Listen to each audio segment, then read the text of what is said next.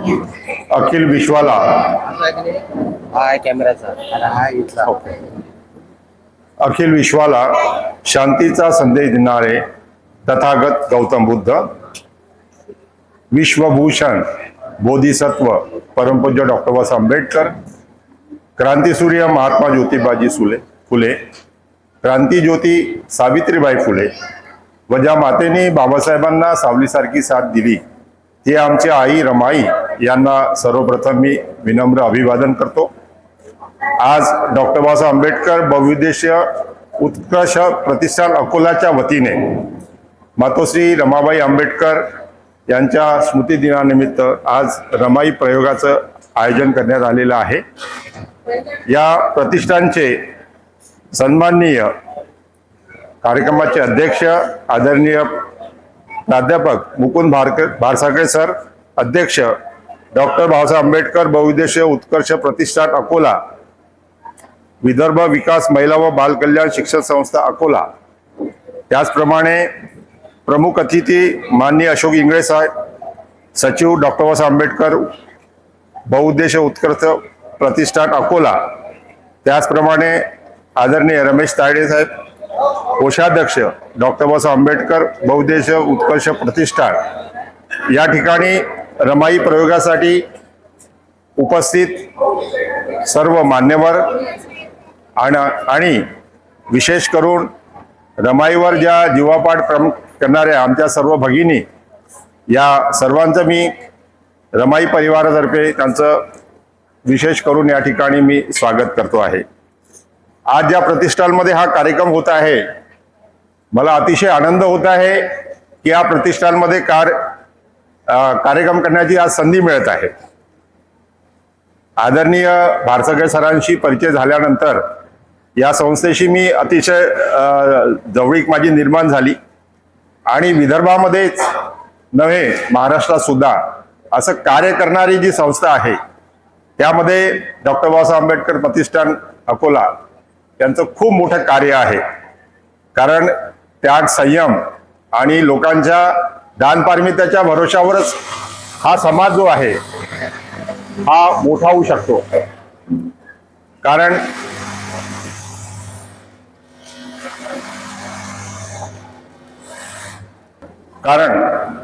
त्याग, संयम आणि दानपारमित्याशिवाय आपण आपला समाज घडवू शकत नाही। एक वेळ अशी होती की आम्ही उपाशी पण राहत होतो।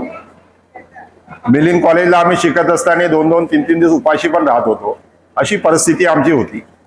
पण आज आमचा समाज इतका मोठा आहे की आज त्यांच्याकडे बंगला आहे, गाडी आहे, विमानात फिरू शकतात, असंख्य गोष्टी आहेत की श्रीमंतीचा जे काही भाग आपलं जे काही आपलं बघतोय आपण की जे प्रगती बघतो आहे हे सर्व बाबासाहेबांच्यामुळे आहे, रमाईच्या त्यागामुळे आहे। आणि अशाच पद्धतीचं कार्य हे प्रतिष्ठान करत आहे। हे सर्व समाजाला भूषण असणारे हे कार्य आहे। त्यांची सर्व टीम आणि त्यांचे सर्व जे काही देणगीदार आहेत, दानदाते आहेत, त्या सर्वांचं मी मनपूर्वक या ठिकाणी अभिनंदन करतो आहे। या ठिकाणी आदरणीय भारसागळे सर व त्यांच्या सगळ्या सहकार्यांनी माझी लहान छोटी बहीण डॉक्टर अलका डोंगरे हिला सुद्धा या प्रतिष्ठानमध्ये त्यांनी एक जर्नलिझम डिपार्टमेंटमध्ये तिला लेक्चरर म्हणून तिची नियुक्ती केली आणि तिला संधी दिली कामाची, त्याबद्दल पण मी त्यांचे विशेष करून आभार मानतो आहे। आज रमाईचा स्मृती दिवस आहे आणि रमाईचा जो त्याग, संयम जो आहे हे आपणासमोर या प्रयोगातून लता डोंगरे मांडणार आहे। लता डोंगरे या पुलगावला रिटायर्ड मुख्याध्यापिका आहेत। त्यांचं शिक्षण GSc B.Ed additional English literature आणि M.Ed त्यांनी केलेलं आहे। आणि रमाईचा हा जो पहिला प्रयोग आहे हा पुलगावला 25 एप्रिल 1999 पासून आम्ही सुरुवात केलेली आहे। मी मिलिंदचा विद्यार्थी, औरंगाबादला मी शिकलो, बाबासाहेबांच्या कॉलेजमध्ये मला शिक्षणाची संधी भेटली आणि तिथून मला एक प्रेरणा मिळाली की बाबासाहेबांनी आज हजारो नाही लाखो मुलांचं भविष्य घडवलेलं आहे। माझ्यासारखा एक विद्यार्थी सुद्धा त्या कॉलेजमध्ये शिकलेला आहे आणि मी एकच वर्ष औरंगाबादला शिकलो आणि त्या दिवशी हा प्रण केला की मी सुद्धा बाबासाहेबांना डेडिकेट असणारं एखादी कार्य मी करेल, तरच मला या माझ्या जीवनाचं खरं सार्थक होईल असं मला वाटलं. आणि ते कार्य मी रमाईच्या या प्रयोगाच्या माध्यमातून मला ते करता आलं. कारण आजचा जो प्रयोग आहे तो 872वा प्रयोग आहे. लता डोंगरेंनी छोट्याशा गावामधून सुरू केलेला हा प्रयोग पाहता पाहता कसलंही कोणाचं मार्गदर्शन नसताना, कसलंही कोणाचं सहकार्य नसताना आपण हा प्रयोगाचं जे वाटचाल आहे 872 प्रयोगापर्यंत आपण केलेला आहे. या रमाईच्या प्रयोगातून असंख्य लोकांना मदत झालेली आहे, सहकार्य केलेलं आहे, बौद्ध विहार बनलेले आहे, गरीब होतकरू मुलांना मदत मिळालेली आहे. अशा पद्धतीचं जे कार्य आहे. आणि जेव्हा हा प्रयोग सुरू करायचा होता, लोकांना, आमच्या समाजाच्या लोकांना, खेड्यापाड्यातल्या लोकांना रमाई काय आहे, फक्त बाबासाहेबांची पत्नी रमाबाई आहे एवढंच फक्त त्यांचा परिचय होता. पण जेव्हापासून लता डोंगरेचे हे प्रयोग सातत्याने होत होते, कारण पुस्तकं वाचणारे फार कमी लोक, कारण शहरातले अधिकतर लोक याचा वापर करतो, पण खेड्यापाड्याच्या लोकांना पुस्तकं सुद्धा वाचत नव्हते. पण रमाईच्या प्रयोगातून जो काही इतिहास लता डोंगरे त्यांच्या समोर सादर केला, त्याच्यातून एक नवीन आणि खेड्यापाड्यातील जे असंख्य हजारो लाखो लोकांना त्याच्यातून फायदा मिळालेला आहे. आणि याच रमाईच्या प्रयोगातून पुलगावला बोधिसत्व डॉक्टर बाबासाहेब आंबेडकर पब्लिक स्कूलची स्थापना झाली. 3 एकर जागेमध्ये ही शाळा बांधलेली आहे. जसं प्रतिष्ठान आहे त्याच प्रतिष्ठानचा एक आदर्श घेऊन आम्ही पुलगावला सुद्धा बाबासाहेब आंबेडकर पब्लिक स्कूल काढली आहे. 3 एकर जागामध्ये हा सगळा प्रकल्प उभा आहे. आणि याचे जे मेन आमचे जे मार्गदर्शक आहे ते सोहनलाल गिंडा, जे लंडनला राहतात. आणि त्याच ठिकाणी मिलिंद हॉस्टेलची सुद्धा आम्ही स्थापना केलेली आहे. आणि सर्व जे काही शाळा उभारलेली आहे ते पुन्हा दानातून तयार झालेली आहे. या ठिकाणी 5वी पासून ते 10वी पर्यंत मुलांना हॉस्टेलची सुविधा आहे. आणि शाळेची सुरुवात जी होते त्रिशरण पंचशील पासून याची सुरुवात होते. शाळेतला प्रत्येक विद्यार्थी हा जय भीम नमोबुद्धाशिवाय बोलत नाही, अशा पद्धतीचे कार्य. आणि शाळेमध्ये सर्व सुविधा आहेत. म्हणजे आज पुलगाव सारख्या छोट्याशा गावामध्ये 3 एकर जागेमध्ये प्रशस्त अशी वास्तू तयार केलेली आहे. त्यामध्ये सायन्स लॅब आहे, स्टीम लॅब आहे, त्यानंतर कॉम्प्युटर लॅब्स आहे, सगळ्या रूम सुसज्ज आहेत. आणि जापनीज लँग्वेज सुद्धा शिकवल्या जातं. अशा पद्धतीचे सगळे उपक्रम आम्ही इथं, चांगले खेळाडू त्या ठिकाणी घडत आहे. चांगले मुलं, गरिबांची मुलं डॉक्टर इंजिनियर बनत आहे. असं हे कार्य या शाळेमधून घडत आहे. तर 12वी पर्यंतचं शिक्षण आपल्या शाळेत व्हायचं आणि 12वी नंतर प्रतिष्ठान सारख्या संस्थेने जे काही एवढं मोठं जाळं शिक्षणाचं विणलेलं आहे, जर्नलिझम म्हणा, सोशल वर्क म्हणा आणि नर्सिंग म्हणा, तर 12वी नंतरची मुलं या ठिकाणी डायव्हर्ट व्हायला पाहिजे. पण त्याच्यासाठी आपणा सर्वांना त्याग करणं खूप गरजेचं आहे. दान देणं खूप गरजेचं आहे. दानाशिवाय कुठलीच गोष्ट होऊ शकत नाही असं मला वाटते. आज रमाईचा जो प्रयोग होणार आहे याच्यातून पुरुषांना सगळ्यात जास्त फायदा होणार आहे. कारण जर आमच्या भगिनींनी, धम्मभगिनींनी जर त्यांना जर योग्य साथ दिली नाही तर ते कार्य करू शकणार नाही. आज भारसागळे सर म्हणा की आज त्यांच्यासोबत करणारे जेवढे का, त्यांना आपल्या घरून खूप चांगली साथ मिळालेली आहे. आणि त्या साथीच्यामुळे ते जोमाने काम करत आहे. तर या ठिकाणी असंख्य रमाईच्या प्रयोगाला आलेल्या ज्या आमच्या भगिनी आहेत त्यांनी या प्रयोगातून नक्कीच त्याचा बोध घ्यावा. आणि या प्रतिष्ठानला जिथे जिथे चांगलं कार्य करणाऱ्या संस्था आहेत यांना आपण आपल्या इच्छेने, आपल्या सहकार्याने जे काही 1 रुपया जरी दिला, आज आमच्या स्कूलमध्ये सुद्धा आमचे मुलं दानपेटीमध्ये 1 रुपया 5 रुपये टाकतात. त्यांचं इन्कम नाही आहे, पण त्यांची पारमिता किती मोठी झालेली आहे. आणि लाख रुपये कमवणाऱ्या माणूसही दानपेटीमध्ये 10 रुपये टाकत नाही, पण त्यांची पारमिता किती मोठी आहे. याच्यावर तुम्हाला लक्षात येईल.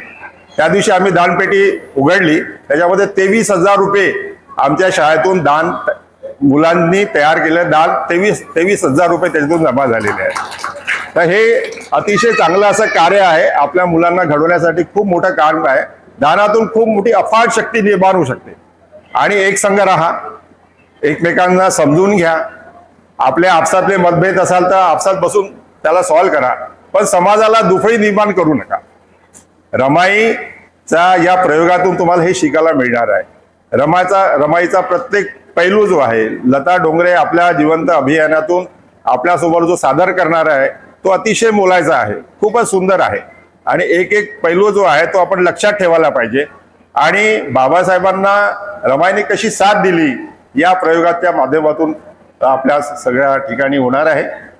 मी आपणास जास्त वेळ न घेता कार्यक्रमानंतर सुद्धा तुम्हाला रमाईच्या भूमिकेतील लता डोंगरे यांना भेटता येईल. तर मी या ठिकाणी लता डोंगरे यांना या रमाईच्या प्रयोगासाठी या ठिकाणी मी प्राचारण करतो आहे. त्यांनी स्टेजवर यावं ही विनंती. जय भीम.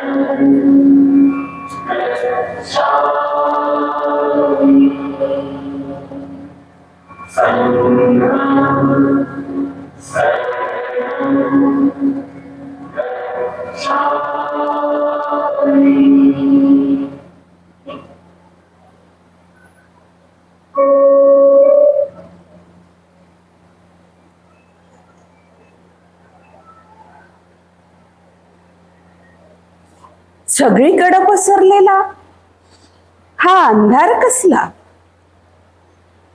प्रज्ञा सूर्याची अर्धांगिनी असून माझ्या जीवनात हा अंधार.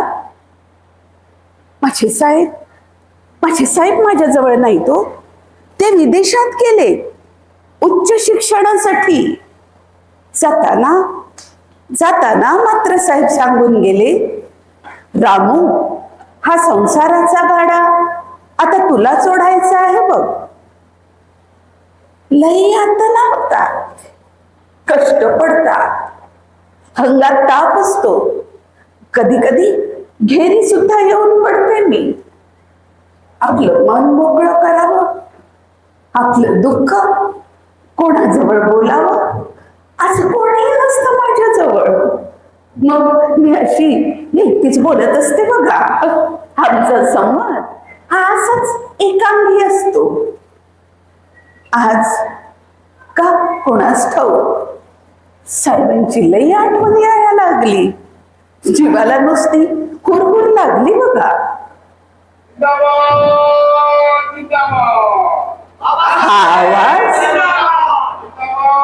हा आवाज कसला?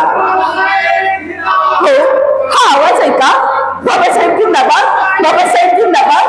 म्हणजे या घोषणा म्हणजे साहेब येत आहेत, माझे साहेब येत आहेत. हो, माझे साहेब येत आहेत. ऐका या घोषणा, ऐका आवाज. बाबासाहेब जिंदाबाद, बाबासाहेब जिंदाबाद. माझे साहेब येत आहेत, माझे साहेब येत आहेत. हो, ऐकल्यात ना घोषणा, ऐकलात ना आवाज. माझे साहेब येत आहेत. साहेब आले म्हणजे त्यांच्या जय घोषानं आभाळ कसं भरून जात. त्यांच्या राजभिंड्या रूपावरून माझी नजर हटत नाही. ऐकल्यात ना घोषणा, ऐकलात ना आवाज. माझे साहेब येत आहेत. केव्हा एकदा ते राजपिंड रूप डोळे भरून पाहते असं झालंय बघा जीवाला. माझे साहेब येत आहेत. हा पावलांचा आवाज ऐकला, ऐकला का पावलांचा आवाज? साहेबजीना चढून वर येत आहेत. थोड्याच वेळात इथं येतील.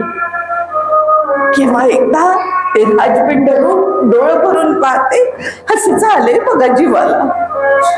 माझे साहेब येत आहेत, माझे साहेब येत आहेत, हो माझे साहेब येत आहेत. साहेब अजून वर नाही आले. तो पावलांचा आवाज थांबला आणि त्या घोषणा त्याही थांबल्या. म्हणजे साहेब नाही आले. मला झालेला भास होता हा माझ्या मनाचा खेळ. असाच एक खेळ मी लहानपणी सुद्धा खेळत होते, गोवऱ्या थांबण्याचा. माझे वडील भिक्खू धोत्रे वणणगावचे, माझी माय रखमा. माझा बाप गोदीत कामाला जायचा, ओझी व्हायचा, अमाली करायचा. माझी माय शेण्या जमा करायची, गोवऱ्या करायची आणि बाच्या संसाराला हातभार लावायची. म्यावी आपल्या लहान लहान हातानं जमतील तशा इवल्या इवल्या गोवऱ्या करायची, मायला मदत करायची. पण माझ्या बाला नाही खपायचं ते. माझा बाप मायला लई रागवायचा, म्हणायचा, रखमे अगं कशाला या रामीला मंगळ कामात घालतीस? अगं माझी रामी राजाची राणी होईल बघ, तिला कशाला ग या शेण्या गौऱ्याच्या कामात घालतीस? यावर माझी माय म्हणायची, अवधानी मला का ग्वाड वाटतंय, रामी शेण्या थापती गौऱ्या करते ते, पण ना की तुम्ही सांगितलं तरी माझं काय सुधी ऐकत नाही बघा ही पोरगी, मुलखाची हत्ती हाय. म्हणती, माय तेवढीच तुला मदत होईल कामात, लई समजदार हाय बघा माझी रामी. यावर माझा बा म्हणायचा, नाही रखमे नाही, अगं तुला ठाऊक नाही, माझी देखणी लेक राजाचीच राणी होणार. तेव्हा तिच्या धन्याचं मथुर आलं तर तिला लिहिता वाचता याव्या न ग का, मी रामीला शिकवणार. यावर माझी माय हसायची, बाला म्हणायची, अवधानी अहो असलं मंगळ काय बोलताय, रामी पोरीचीच आहात. पोरीच्या जातीनं कधी लिवायचं वाचायचं शिकायचं असतं का?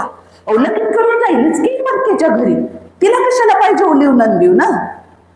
यावर माझा बालही समजवायचा मायला, सांगायचा, रखमे तुला ठाऊक नाही, तिकडं पुण्यात त्या फुल्या बाबानं काढली म्हणे पोरींची शाळा, जात्यात पोरी तिथं निवाया वाचाया शिकाया.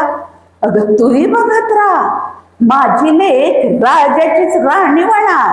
तेव्हा मला बी वाटतं तिनं बी निवावं वाचावं शिकावं. माझा बा लई जीव टाकायचा माझ्यावर, लई तरस करायचं माझ्या पायी. बाच्या त्या तरासापायी मला बी वाटायचं आपण बी लिवावं वाचावं. घरात म्या मोठी, माझ्या पाठची माझी धाकली बहीण गौरा तिचं नाव, आणि तिच्या पाठी लई नवसानं झालेला माझा दादा शंकर. शंकरच्या रूपानं धोत्र्याच्या वंशाला दिवा मिळाला बघा. पण माझ्या मायच्या आयुष्याचा दिवा, माझ्या मायच्या आयुष्याचा दिवा मात्र कायमचा विझला हो. लागोपाठ झालेल्या बाळणपणात लई खालावली तिची तब्येत. समजा उपाय करून बघितलेत, गंडडोळे झाले, मांत्रिक तांत्रिक झाले, डॉक्टर वैद्य झाले, पण काय बिघून नाही पडला. एक दिवस या लहानशा रमाच्या पदरात दोन लहान लहान भावंडांना टाकून माझी माय भरल्या संसारातून उठून गेली. माईच्या मरणानंतर तिचा संसार सांभाळायला तिनं शिकवलेला तो सुंदर कामात आला, गौऱ्या थांबण्याचा. नवी माय सारखीच जमतील तशा इवल्या इवल्या हातानं लहान लहान गौऱ्या करायची, आणि त्याच हातानं कच्च हृदय शिजलं करून खाऊ घालायची त्या कच्च्या बच्चांच्या तोंडात.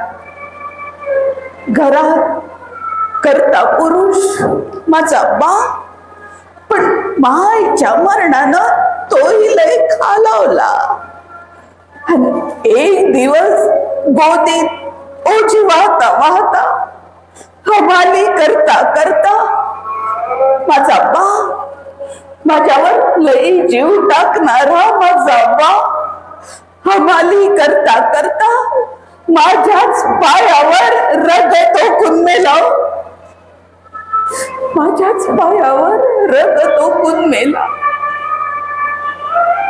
मृत्यू म्हणजे काय, मरण म्हणजे काय हे समजण्याआधीच या लहानशा रमाच्या पदरात दोन लहान लहान भावंडांना टाकून माझी माय, माझा बा या भरल्या जगात मला पोरक करून गेलेत बघा, अनाथ करून गेलेत. लय दुःखाचे दिवस होते ते. माय आणि बाच्या मरणानंतर माझा मामा आला बंबईहून. त्यानं मग नाही ठेवला आम्हाला वणनला, त्यानं आणलं बंबईला. जेव्हा बंबईला आलो तेव्हा कुठं 4 सुखाचे दिवस पदरात पडले. माझं आयुष्य असंच, 4 दिवस सुखाचे, 4 दिवस दुःखाचे. एका डोळ्यात हसू तर दुसऱ्या डोळ्यात असू. कधी कधी वाटतं साहेबांच्या जीवनात मी फक्त संघर्षाचीच स्वप्न होते का? यात दुःख नाही, उलट आहे तो सारखा अभिमानच. बंबईला आलो आणि थोड्याच दिवसात घरात माझ्या लग्नाच्या गोष्टी सुरू झाल्या. कोणत्याही स्त्रीच्या आयुष्यातला सर्वात आनंदाचा क्षण म्हणजे तिचं लग्न. आणि जिचा पती हा केवळ देशातीलच नव्हे तर जगातला महान विद्वान असा असावा असं भाग्य मला लाभलं. माझ्यासारखी भाग्यवान मीच. आमचं लगीन ठरलं तेव्हा मी होते 9 वर्षाची आणि साहेबांनी नुकतीच मॅट्रिकची परीक्षा दिली होती. आमचं लगीन लागलं बंबईच्या भायखळ्याच्या बाजारात. संध्याकाळी कोळणी गेल्यावर आमचं लागलं बघा शुभ मंगल. सगळीकडे माशाची घाण पसरलेली, गटारातून पायाखालून घाण पाणी वाहत होतं. समुद्राची बाक केली होती आणि तशातच धोत्र्याची आंबेडकरीन बनून जेव्हा आंबेडकरांच्या घरी आले तेव्हा मामंजींनी माझ्यावर लई मोठी जबाबदारी टाकली.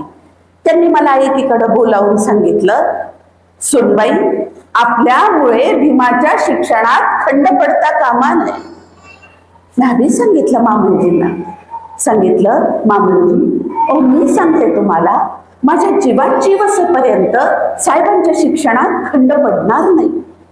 ही रमा तुम्हाला वचन देते, रमाच्या जीवात जीव असेपर्यंत साहेबांच्या शिक्षणात खंड पडू देणार नाही बघा. घरात मामंजींची मिलिटरीची शिस्त, त्यांच्या शिस्तीत मला घरचं वळण लागलं. कामाची शिस्त लागली. लेकीगत माया करायचे मामंजी माझ्यावर. त्यांच्या शिस्तीत आमचा भीमा रमाचा संसार सुरू झाला. घरात खाणारी तोंड जास्त, मिळकत कमी, लई ओढाताण चालायची, तंगी भासायची. साहेब घरची सगळी परिस्थिती जाणून होते. तशातच त्यांना बडोदे सरकारचं बोलवणं आलं नोकरीचं. साहेबांनी ठरवलं बडोद्याला जायचं, नोकरी करायची, 4 पैसे मिळवायचे, घरात खर्च करायचे. पण मामांजींना नव्हतं खपलं ते. मामांजींना नव्हतं वाटत आपल्या या मुलानं कोणाची गुलामी करावी. 4 पैशाच्या नोकरीपायी आपल्या या लेकानं आपल्या शिक्षणावर पाणी सोडून द्यावं असं मामांजींना नव्हतं वाटत. त्यांच्या आपल्या या लेकाबद्दलच्या लई वेगळ्या अपेक्षा होत्या. पण साहेबही मुलगाचे हट्टी. गेले हट्टानं निघून बडोद्याला. मीच कशी बशी समजूत काढली मामंजींची. सांगितलं मामंजी, नोकरीमुळं साहेब आपलं शिक्षण नाही सोडून देणार. पण मामंजींची समजूत पटेना. इकडे साहेबांचा पाय दाराबाहेर पडला, तिकडे मामंजींनी अंथरूण धरलं. दिवसेंदिवस त्यांची तब्येत ढासळत होती. अन्न पाणी जाईना, पण तोंडून साहेबांचं नावही सुटेना. देवाच्या नावावर साहेबांच्या नावाचा जप करत करत मामंजी एक एक दिवस जगत होते. आम्ही घाबरून गेलो. घाबरून बडोद्याला तार करून साहेबांना बोलावून घेतलं. वाटलं ज्या आपल्या लाडक्या लेकाचं नाव घेत घेत मामंजी एक दिवस कंठत होते, केवळ त्या आपल्या लेकाच्या अखेरच्या दर्शनासाठी जणू त्यांनी आपले प्राण शिल्लक ठेवले होते. साहेब आले. मोठ्या कौतुकानं, खूप प्रेमानं मामंजींनी त्यांच्या पाठीवरून हात फिरवला आणि या रमाच्या खांद्यावर साहेबांसारखी मोठी जबाबदारी टाकून या रमाला दुसऱ्यांदा पोरक करून गेलेत मामंजी. दुसऱ्यांदा अनाथ करून गेलेत.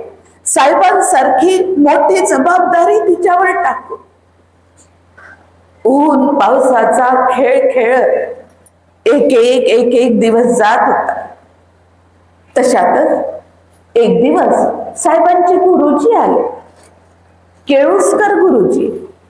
त्यांनी मला सांगितलं, सुनबाई, अगं एक खूप आनंदाची बातमी आहे. साहेबांना अमेरिकेला जाऊन उच्च शिक्षण पूर्ण करण्याची शिष्यवृत्ती मिळते. ही फार मोठी संधी चालून आली आपल्या दाराशी. अशी संधी वारंवार जीवनात उपलब्ध होत नाही पोरांनो.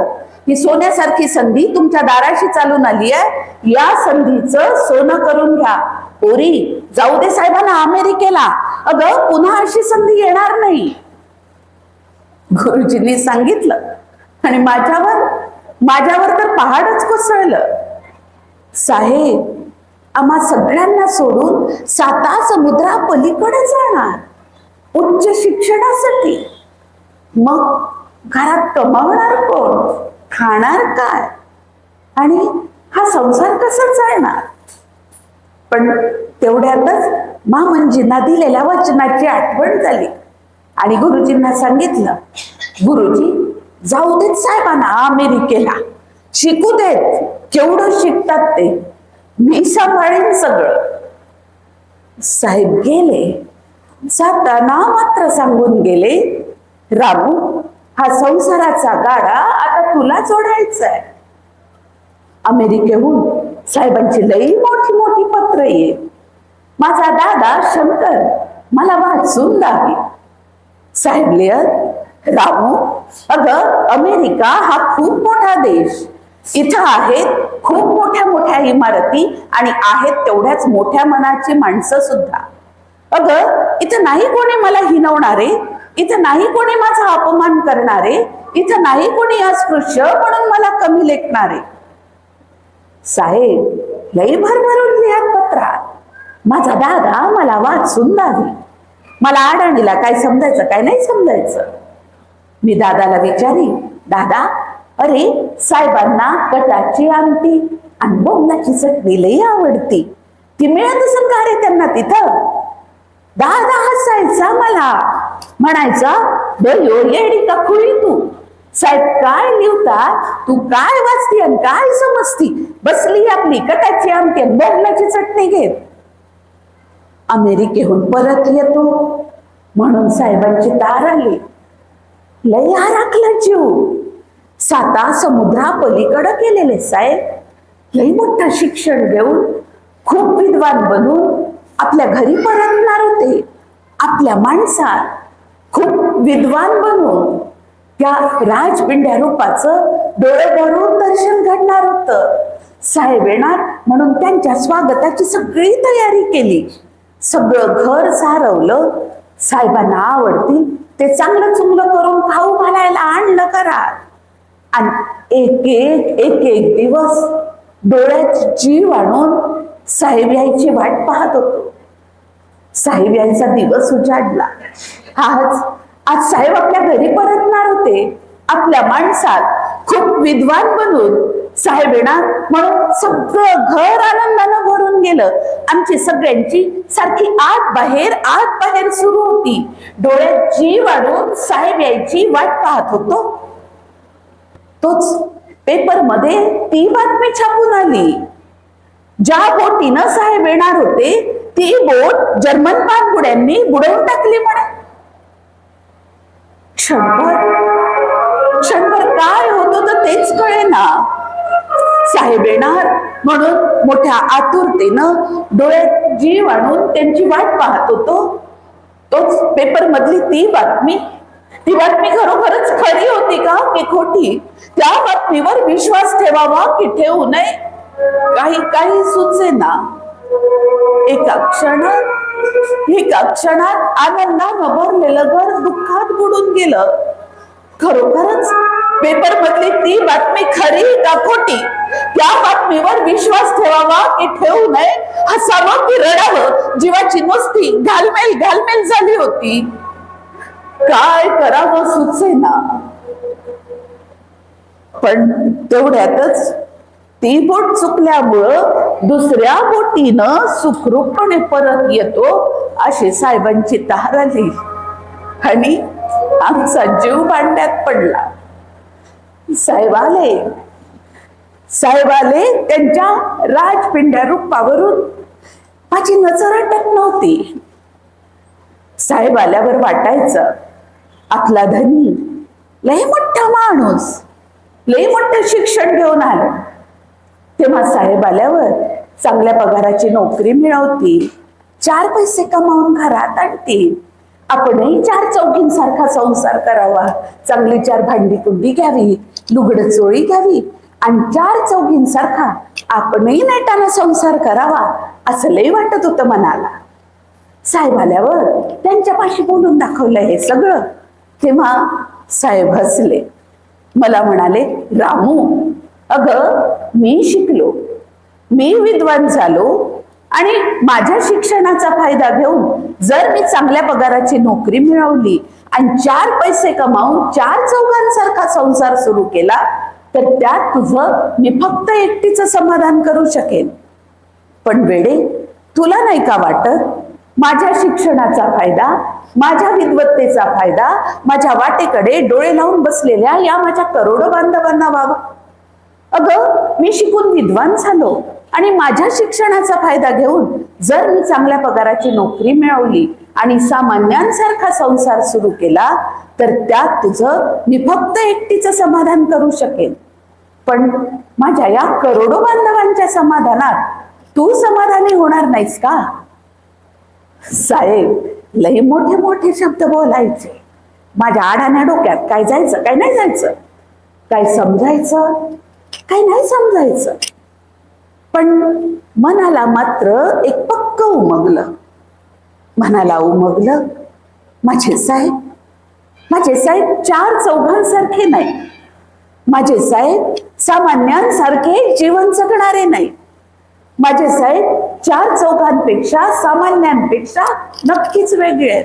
त्यांचे स्वप्न त्यांच्या अपेक्षा या 4 चौघांपेक्षा खूप वेगळे आहेत.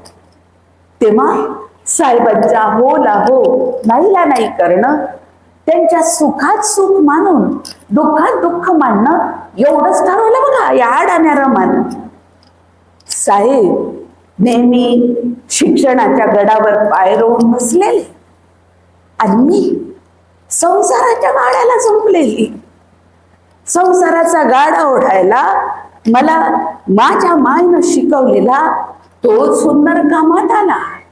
गोऱ्या थापण्याचा, बाया बापड्या चिडवायच्या, हिडवायच्या, हसायच्या, चेष्टा करायच्या, म्हणायच्या या बाईचा नवरा म्हणे मोठा विद्वान माणूस अमेरिकेला गेलाय उच्च शिक्षणासाठी आणि ही बाई बघा असली हलकी कामं करती, शेण्या थापती, गोऱ्या करती. मी म्हणायची साहेबांचा संसार मोठ्या विश्वासानं माझ्यावर टाकलेला तो मला नको का सांभाळायला?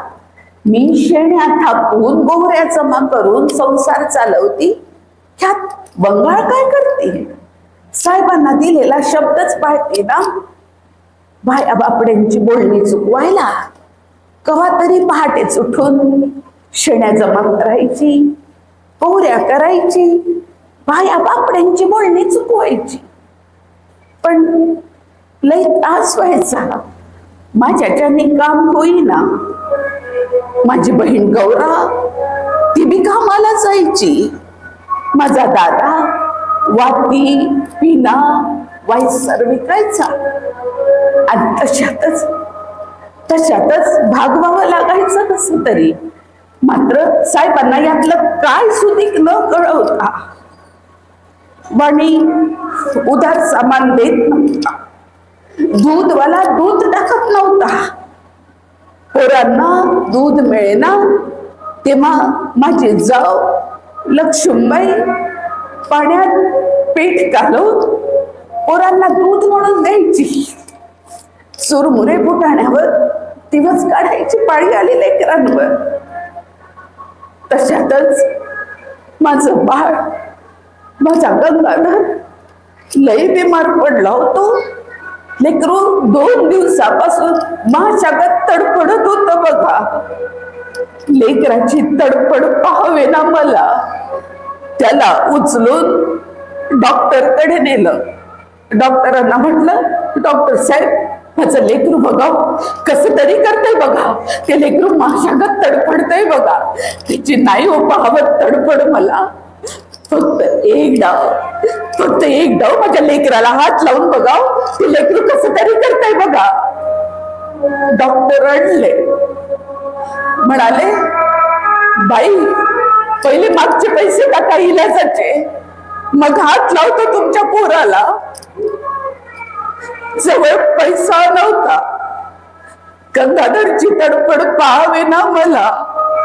माझ्यागत तडफडत होत लेकरू. लई विनवण्या केल्या डॉक्टरच्या, पाय सुधीक धरले. म्हटलं डॉक्टर साहेब मी एक एक करत तुमचे सगळे पैसे देऊन टाकीन, पण फक्त एक डाव माझ्या लेकराला हात लावून बघा. फक्त एक डाव माझ्या गंगाधरला हात लावून बघा.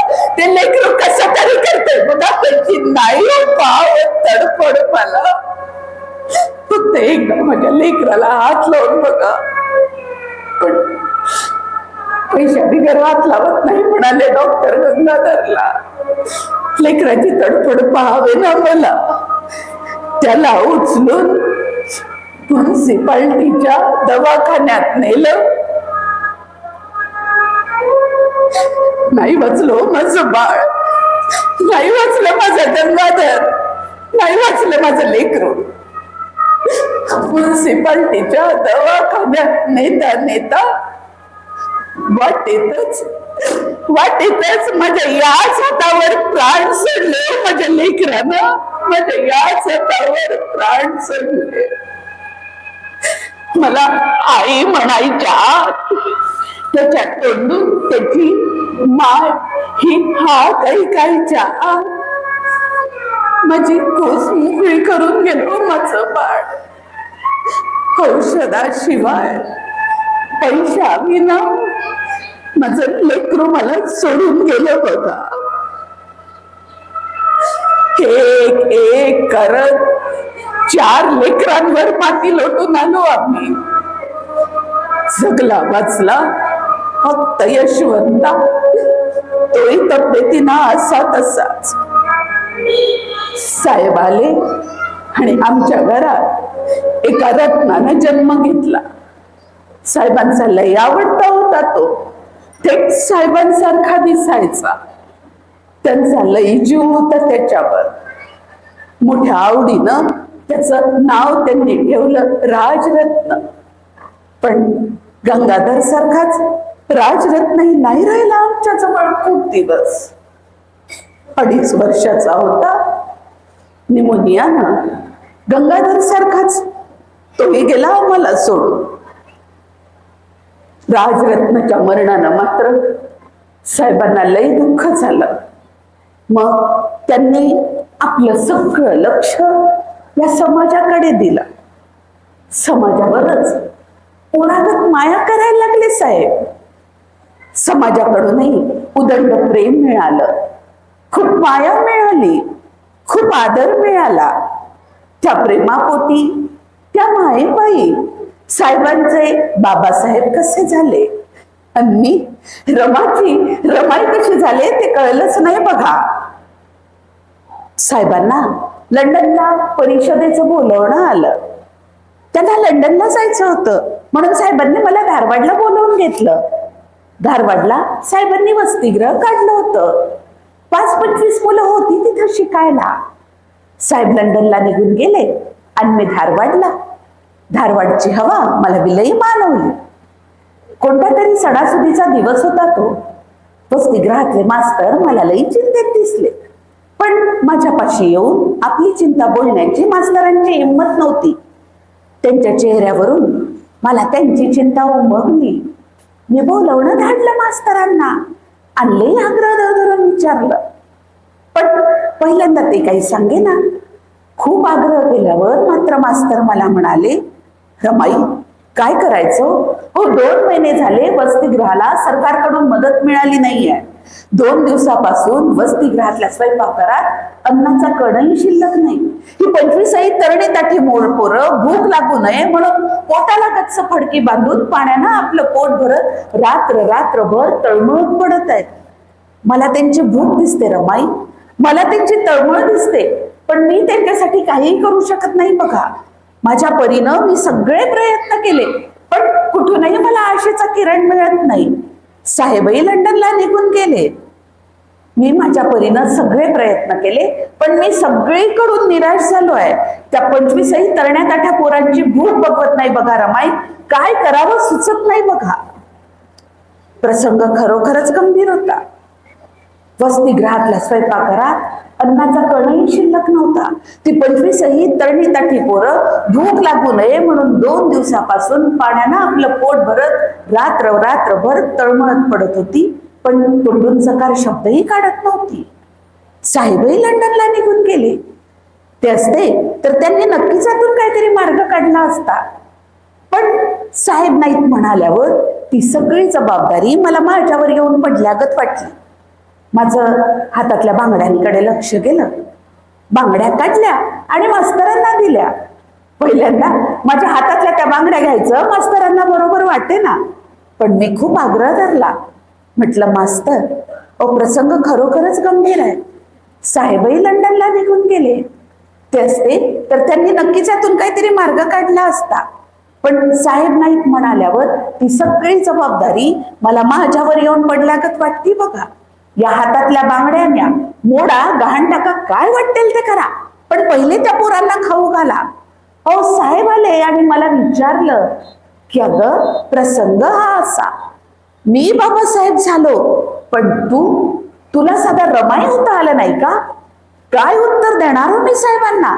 तेव्हा या बांगड्या काही करा, पण पहिले त्या पोरांना खाऊ घाला. जेव्हा अडल्या नडल्याला कामात पडतं तेव्हाच त्या सोन्याला मोल असतं बघा.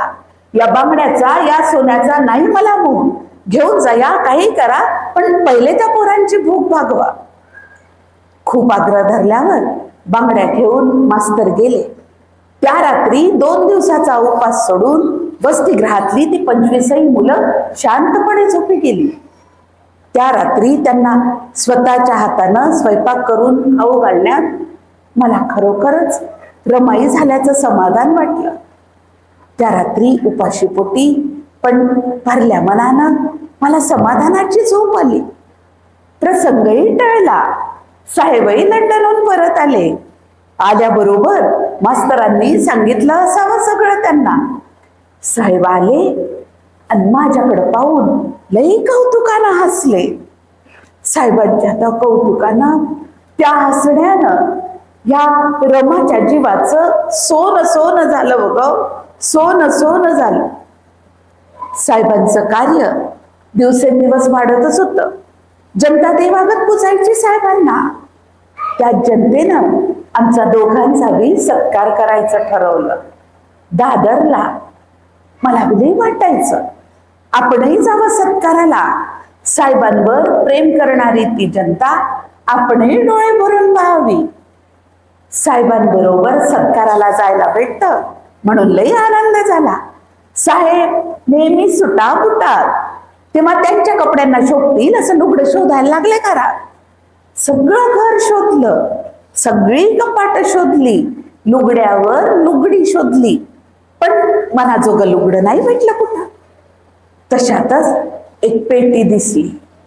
काढली पेटी आणि घुसकले कपडे. कपडे काढता काढता त्या पेटीच्या तळाशी मला एक जरीचा पटका दिसला. लय भारी होता तो, अस्सल वाढ. साहेबांना शाहू महाराजांनी दिला होता. मला लय आवडला. म्हटलं आपला सत्कार तेव्हा असलंच काही भारी कापड नेसून जावं. काढला पटका आणि नेसले, पण पटका लुगड्यापेक्षा थोडा आखूड पडला म्हणून त्याची काही नऊवारी नेसता नाही आली. तेव्हा त्याच पटक्याची 5 वारी नेसून सत्काराला आली. ही गर्दी जमलेली, हजारो लोक, सगळ्यांच्या नजरा आमच्यावरच रोखलेल्या. सगळ्यांच्या तोंडात साहेबांचंच नाव. साहेबांवर प्रेम करणारी ती जनता बघून माझा ऊर अभिमानानं भरून आला. सत्काराला साहेबांच्या जोडीला जोडी लावून बसले तेव्हा त्यांनी हळूच तिरप्या नजरेनं माझ्याकडे पाहून घेतलं. सत्कार आटोपला आणि घरी आलो. आल्याबरोबर साहेबांनी मला विचारलं, रामू अगं आज अशी काय दिसतेस आणि हे काय बोलतेस नेसलीस तू आज? यावर मी सांगितलं साहेबांना. म्हटलं साहेब अहो आपला सत्कार, तेव्हा मला बी वाटलं काहीतरी भारी कापड नेसून जावं. तशातच हजेरीचा पटका दिसला बघा, लय भारी हाय, मला बी लई आवडला. तुम्हाला नाही का शाहू महाराजांनी दिला होता, पण झालं काय पटका लोगड्यापेक्षा थोडा आखूड पडला म्हणून त्याची काही 9 वारी नेसता नाही आली. तेव्हा त्याच पटक्याची 5 वारी नेसून सत्काराला आले. येडोबाकडे रूप दिसतंय का हो? माझं बोलणं ऐकून साहेबलाही जोरात ओरडले माझ्यावर. मला म्हणाले, अगं एवढं सगळं करत बसण्यापेक्षा तुळसाक्का होतीच की, तिला नाही का मागायचं एखादं चांगलंसं लुगडं? ती नाही म्हणाली असती का तुला लुगडं द्यायला? ह्यावर कधी नव्हे त्यांनी बोलून गेले साहेबांपाशी. म्हटलं साहेब अहो आपला सत्कार, हजारो लोक जमलेले, सगळ्यांचे डोळे आपल्यावरच रोखलेले, सगळ्यांच्या तोंडात तुमचंच नाव होतं बघा. त्यात तुळसाकावी बसल्या होत्या की कुठंतरी बायकांमध्ये. त्यांनी दिलेलं लुगडं जर मी नेसून आले असते सत्काराला तर बायकांमध्ये बोलून गेल्या असत्या बघा त्या. माझी वहिनी बघा मी दिलेल्या लुगड्यात कशी झाक दिसती. आणि साहेब तुम्हाला म्हणून सांगते, बायकांमध्ये गोष्ट पसरायला वेळ लागत नाही बघा. बायकांच्या तोंडात तीळ भिजत नाही म्हणतात. तुळसाकाने दिलेलं लुगडं जर मी नेसून आले असते सत्काराला तर ही गोष्ट त्या 4 बायकांमध्ये नक्कीच बोलून गेल्या असत्या आणि 4 चौघींमध्ये ही गोष्ट नक्कीच पसरली असती आणि मला नसती बाई खपली ती. हो साहेब आपली फाटकी लुगडी शालूच्या किमतीची, दुसऱ्यांची शालू आणि पैठणी आपल्या काय कामाची. मी बोलून गेले आणि साहेबांनी लय कौतुकानं हसून मला विचारलं, रामू अगं कुठून शिकलीस तू हे? मी उत्तर दिलं. म्हटलं साहेब अहो तुमच्याच तालमीत तयार झाले बघा मी. अहो ढवळ्या शेजारी बांधला पवळा, वाढ नाही पण गुण बरोबर लागला बघा. माझं उत्तर ऐकून साहेबांनी लई कौतुकानं हसून माझ्याकडे पाहिलं. मला बाई तेव्हा लई लाज वाटली बघा. माझी एक गोष्ट साहेबांना नक्कीच आवडत नव्हती. माझं देवभोळेपण, माझे उपास तपास. साहेब चेष्टा करायचे माझ्या देवभोळेपणाची, उपासाची. तशातच कधी नव्हे तो मी साहेबांपाशी हट्ट धरला. म्हटलं साहेब मी नवस बोलून गेले बघा, त्या पंढरपूरच्या सावळ्या विठोबाचं दर्शन करायची मनापासून इच्छा आहे बघा माझी. मला घेऊन चला पंढरपूरला. अहो तेवढंच एक पुण्यपत्रात पडेल माझ्या. साहेब हसले. मला म्हणाले, रामू तू जाशील पंढरपूरला पण तुला देवदर्शन तरी होईल का नीट? अगं आपण अस्पृश्यांना देवदर्शनाचा अधिकार नाहीये वेडे. मी कधी नव्हे ते फक्त एक मागणं मागितलं आणि साहेबांनी ते टाळलं. मला जरासा राग आला. रागातच मी साहेबांना विचारलं, तुम्ही नाशिकला काळाराम मंदिरात प्रवेशाचा सत्याग्रह केला होता तो का म्हणून हो?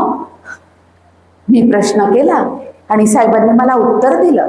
मला म्हणाले, तुला काय वाटतं, नाशिकला केलेला काळाराम मंदिरातला प्रवेशाचा सत्याग्रह काय देवदर्शनासाठी केला होता?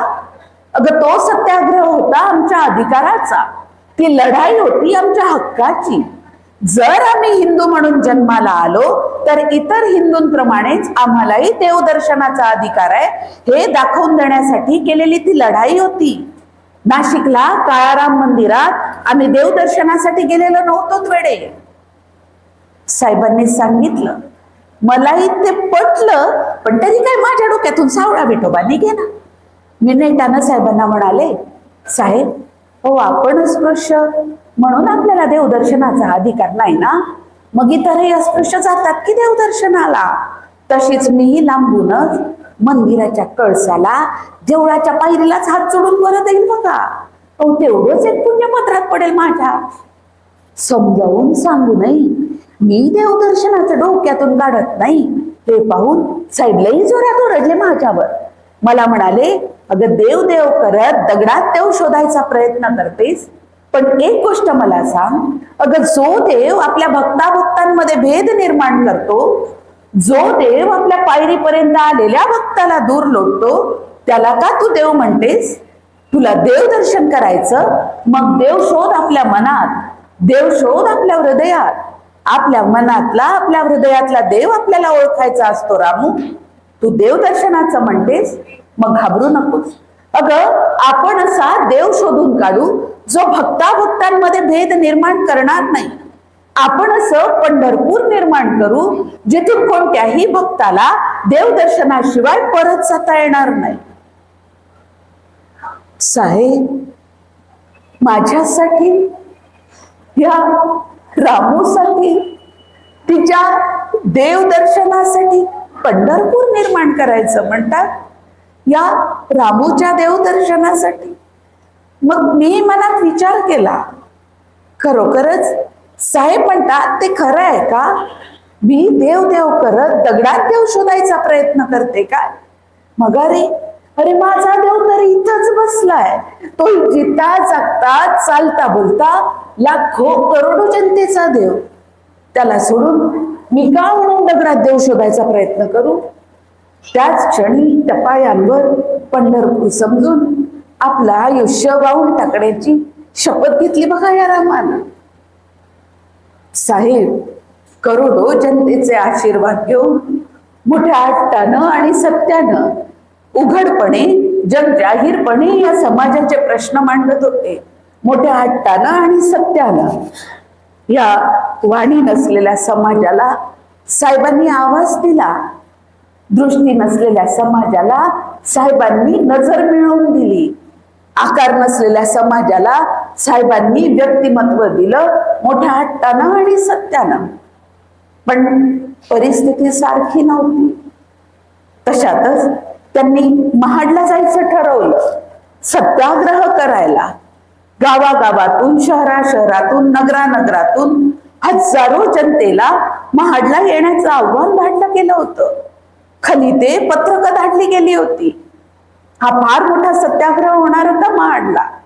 हे खूप मोठं काम साहेबांनी हातात घेतलं होतं. मला लई वाटायचं आपणही जावं महाडला. साहेब जे जे करतात ते लांबून बघावं.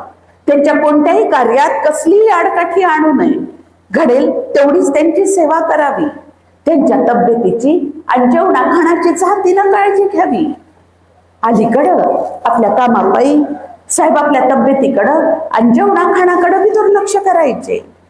मला लई वाटायचं आपणही जावं महाडला, साहेबांसोबत सावलीगत राहावं. मी हट्ट धरला साहेबांपाशी.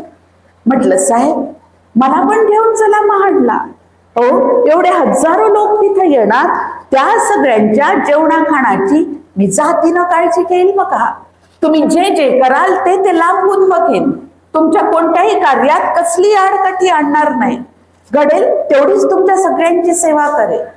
तुम्ही एवढं मोठं काम हातात घेतलंय, त्यात माझा एवढासा तरी सहभाग असू द्या साहेब. मला पण घेऊन चला महाडला. तेव्हा माझ्या अंगात ताप होता. साहेब माझी तब्येत जाणून होते म्हणून मला चुकवून एकटेच निघून गेलेत महाडला. मला लय दुःख झालं. आणि तशातच तो प्रसंग घडला रायगडावरचा. काय गुन्हा केला होता हो साहेबांनी? कोणता अपराध होता साहेबांचा?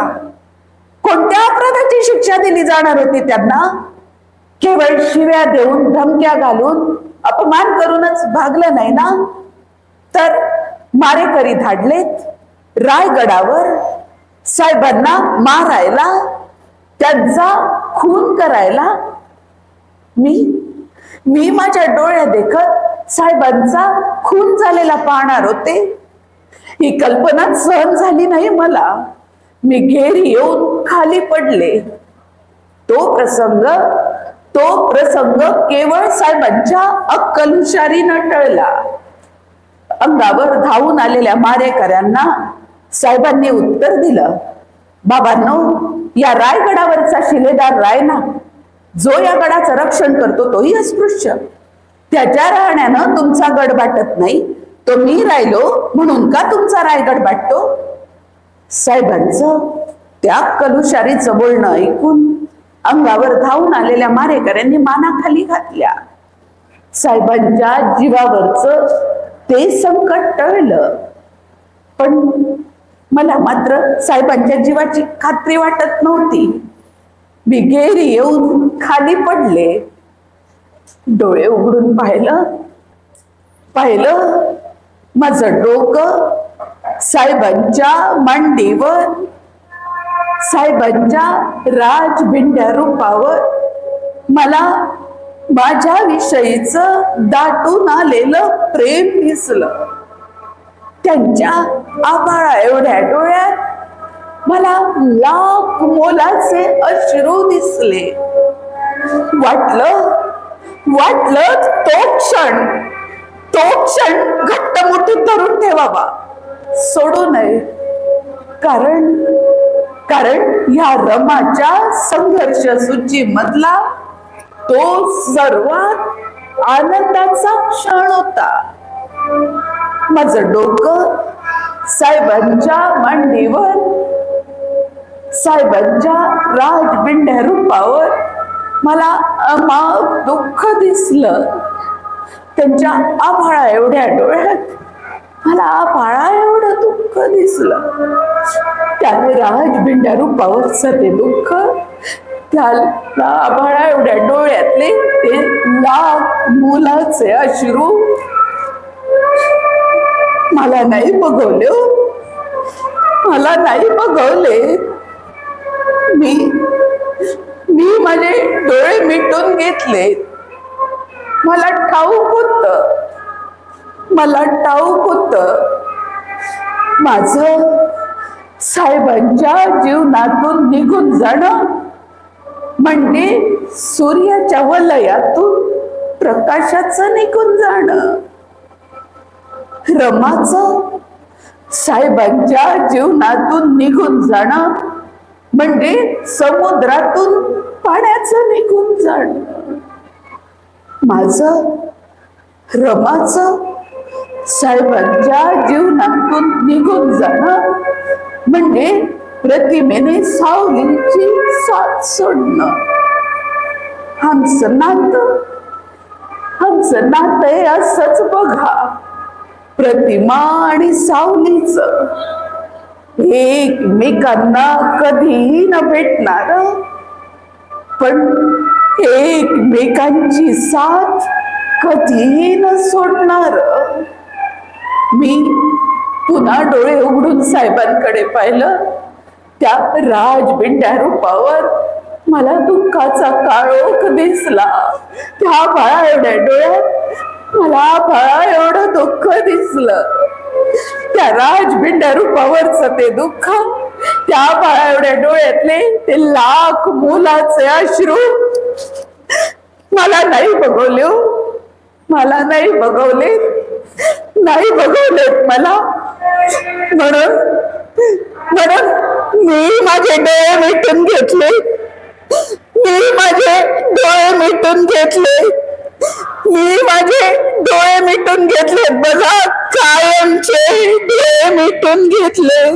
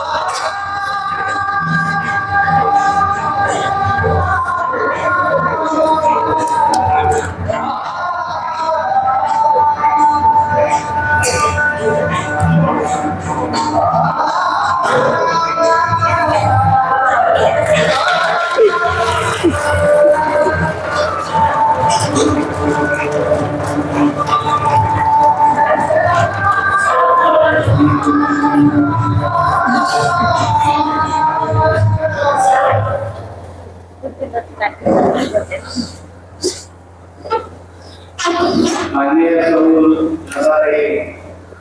अतिशय एक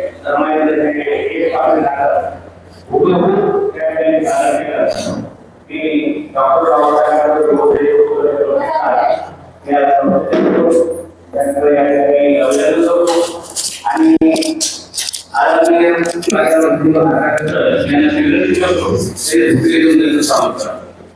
माननीय जगदीशन डोंगरे साहेब आणि लताताई डोंगरे.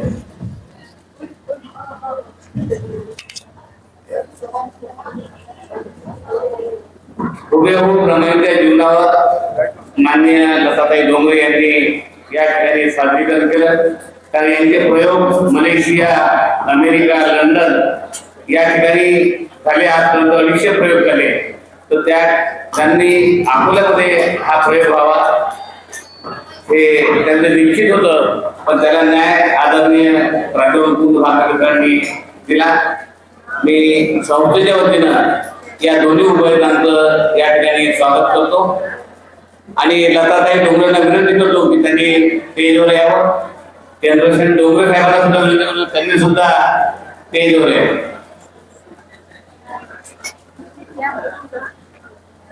अतिशय या ठिकाणी खूप चांगली व्यवस्था असल्यामुळे प्रयोग चांगला सादर करता आला आम्हाला.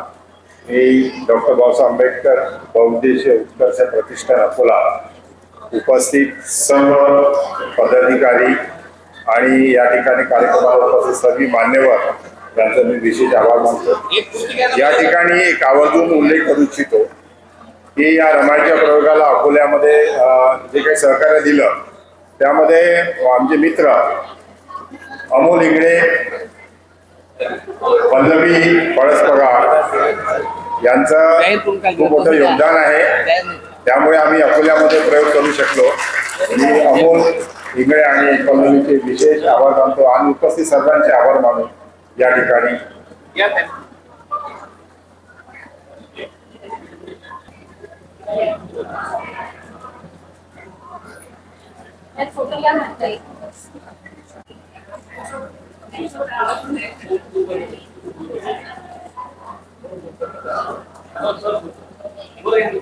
माझ्या मित्रांनो, अत्यंत प्रभावीपणे प्रेरणादायी आणि कित्येकदा आपल्या डोळ्याला अश्रू आणणारं असणारी नाटिका एकांकिका ही या ठिकाणी सन्माननीय लताताईंनी सादर केलेली आहे. मी लताताईंचं, डोंगरे साहेबांचं हार्दिक अभिनंदन करतो, आभार मानतो आणि सोबतच एवढ्या मेहनतीनं एवढ्या हजारो आतापर्यंतचे जे प्रयोग झालेले आहेत त्यामुळे जेवढं कौतुक करावं, समाजाची चळवळ बरकरार ठेवण्यासाठी हे जे योगदान आहे हे अनमोल असं आहे. आपल्यामध्ये प्रतिष्ठा, स्वाभिमान हा तेवत राहावा अशा प्रकारची ही असणारी नाटिका या ठिकाणी सादर केली.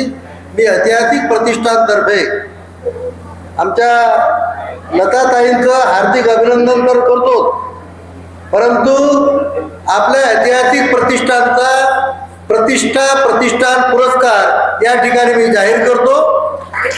प्रतिष्ठान पुरस्कार हा लता दिदींना या ठिकाणी आपण जाहीर केलेला आहे. एका अत्यंत महत्त्वपूर्ण अशा कार्यक्रमाला या उभयतांना डोंगरे परिवाराला या ठिकाणी बोलावलं जाईल आणि तो पुरस्कार त्यांना सादर केला जाईल, दिला जाईल असं या ठिकाणी मी जाहीर करतो. पुनश्च आभार मानतो, आपल्या सगळ्यांचं अभिनंदन करतो, सगळ्यांचे आभार मानतो आणि थांबतो. जय भीम.